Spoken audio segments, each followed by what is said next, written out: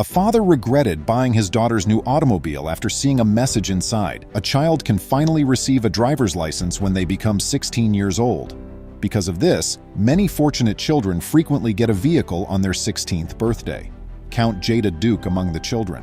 A few weeks before her birthday, her father, Kevin, purchased a second-hand automobile, had it serviced, and made sure it worked well before giving it to her. That's when he came upon something strange. Welcome to USA Stories channel. Do not forget to subscribe and activate the bell button to receive all new updates. Now let's go to the story. Kevin Duke started looking for a car for his daughter Jada in January 2015. Jada would be 16 in March of that year. A customer at his construction work informed him about a car that was for sale when he brought it up. "She told me that she had seen a car that would be a perfect starter car for my daughter," he stated to CNHI News.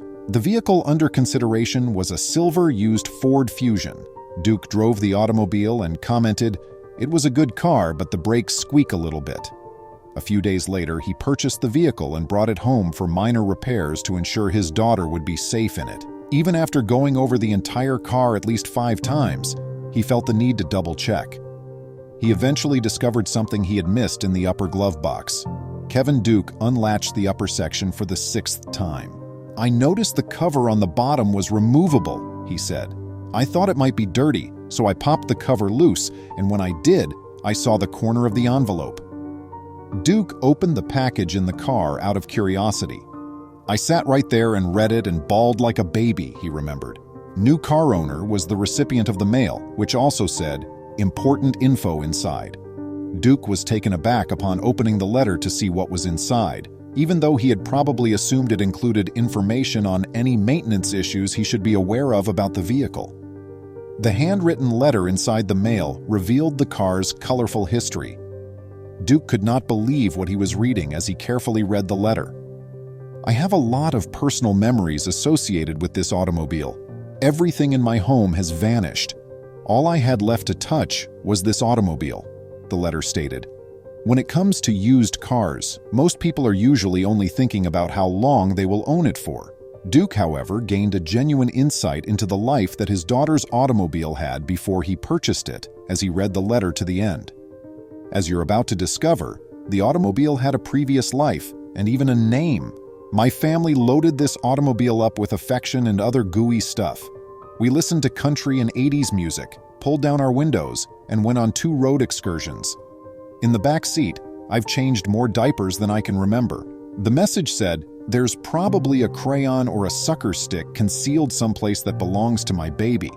Kevin Duke discovered why the automobile had been taken from the person who clearly cherished it by reading the letter. It's true that the letter writer took the time to detail a few issues with the vehicle. The letter said, "My daughter learned to ride and crash her bike in the dent on the rear driver's side fender and the dent in the passenger side door." It's possible that Duke reflected about the time he helped his own daughter how to ride a bike and was less concerned about the damages on her first vehicle. The vehicle was named Sylvia as well. "We were all riding around the first day Mom acquired this automobile when Dr. Hook's Sylvia's Mother aired on the radio. My kid suggested that we name the automobile, so that's how the name kind of stuck. Thus, kindly refrain from changing her name," the letter read. Duke would discover more about Sylvia and her experiences with this unidentified family as he continued to read. The catastrophe that finally resulted in his obtaining the automobile would soon be revealed to him. "I just wanted to say how wonderful of a car you purchased. My mother owned this automobile. She died in a home fire on February 25, 2015, along with my aunt and my 6-year-old daughter." The message said, "My mom drove this automobile the final time she drove it, the day she left us." When Kevin found that the automobile was involved in this kind of catastrophe, he was shocked. Given how much importance the automobile held, he questioned why it had been given up. Sabrina Archie is the name of the woman who wrote the letter. The family house caught fire while Archie was at work, engulfing her mother, daughter, and aunt. Archie had to cope not just with the loss of some of the most significant individuals in her life, but also with the fallout from the accident.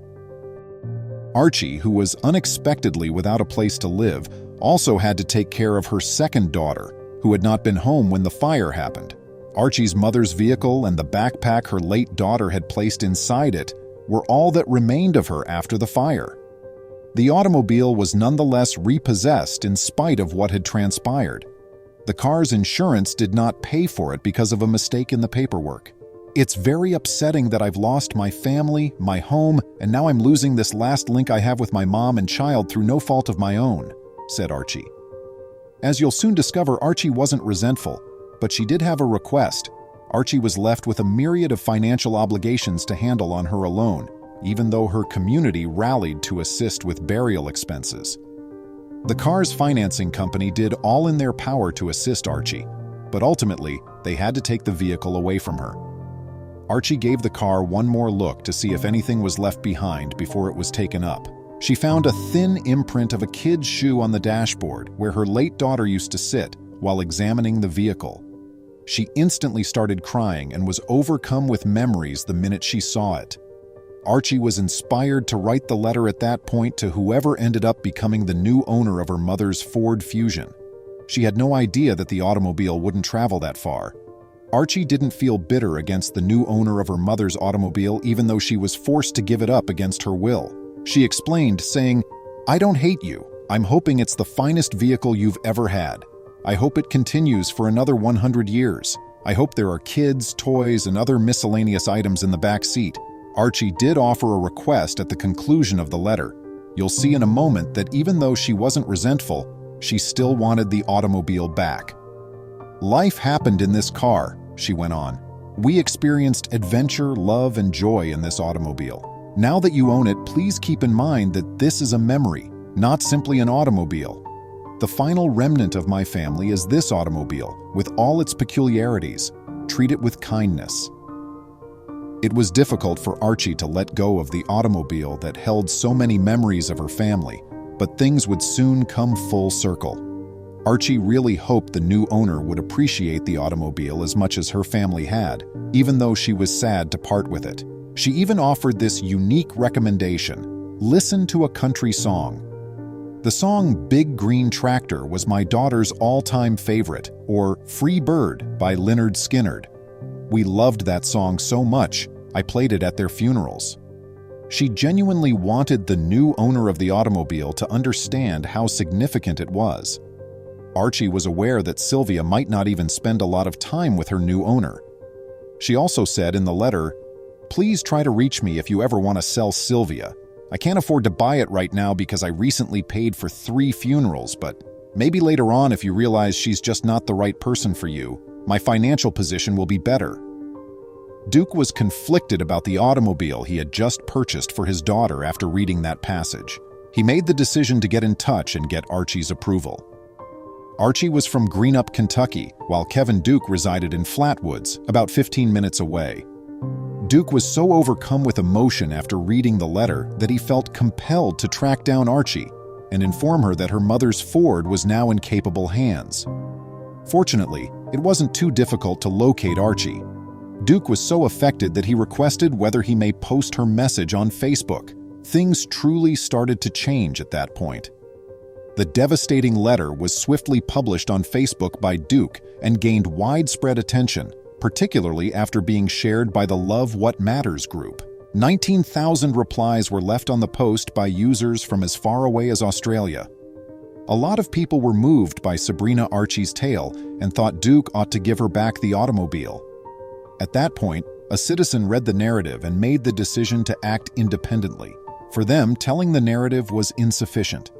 Tammy Warrington, who lives in Kansas more than 800 miles away, was very touched by Archie's message. She was apparently taken aback by Archie's lack of resentment over giving up the automobile when she received the letter. According to Warrington, "It devastated me on her behalf," CJ Online said. Warrington recalled how she felt about the death of her own father and how she would feel about her 5-year-old kid as well.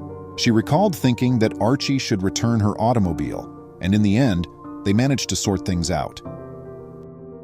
Warrington had no idea who had written the letter when she first saw it. Kevin Duke was the only person she had to go by while sharing it. Warrington made the decision to get in touch with Duke to ask for her assistance in getting the Ford Fusion back to its original owner. To her amazement, Duke had already gotten in contact with Archie. Warrington collaborated with Duke to determine the cost of replacing Duke's daughter's vehicle, allowing them to give Archie the Ford Fusion back without requiring her to purchase it entirely. They calculated that in order to cover taxes, return the car to Archie, pay credit card processing costs, and buy a replacement for the automobile Duke had planned to gift his daughter, they would need to raise $12,000 in total. To raise money, an internet campaign for donations was created. They were only able to raise a few $100s at start. Then one day, they had $3,500. Warrington discovered a deluge of texts when she checked her email. It seems that a promotion was shown in an Australian TV program. And lastly, Warrington was called by TLC to promote Archie's newfound connection with the Dukes on This Is Life Live. Kevin Duke would only go on television if he could give Archie his keys back in person. Duke, for his part, only wanted to tell what he considered to be a fascinating narrative. My goal was not to profit financially from it. He told CNHI News, if I could have afforded to replace the car, then I would have just given it to her. When Sylvia was eventually given back to Archie, he was ecstatic to feel the spot where her mother had once gripped the steering wheel. Kevin Duke was still able to buy an automobile for his daughter. She also gave it the appropriate name Sylvia. Please remember to subscribe to our channel, give us a thumbs up, and turn on the notification bell so you won't miss any of our videos. If you enjoyed the tale, the next video that plays on your screen will probably move you too.